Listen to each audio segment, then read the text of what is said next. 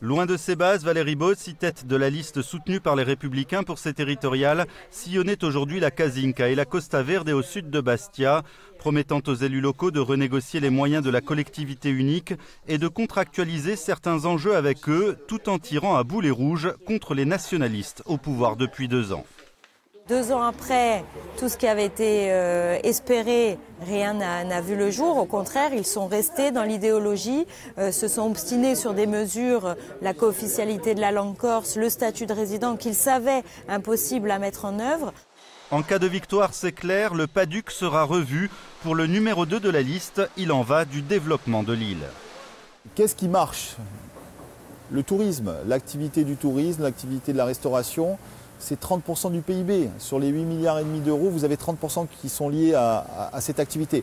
Donc comment pourrait-on s'en passer? Donc nous, on n'a pas peur des gros mots. Il faut continuer à aider cette activité, à la faire évoluer dans un sens qualitatif, bien évidemment, mais à la promouvoir. La construction et le bâtiment, 10 à 15% du PIB, c'est pareil. On ne peut pas s'en passer. Pour la numéro 3, Stéphanie Grimaldi, cette tête de liste de 36 ans incarne le renouveau attendu. Valérie n'a jamais été élue à la région, mais par contre c'est une élue de terrain depuis 2008, puisqu'elle a le mandat de maire, le mandat de conseillère départementale et de présidente de la communauté de communes. Mais elle a su, dans les 10 premiers de la liste, s'entourer également de personnes qui, comme moi, connaissent les dossiers régionaux.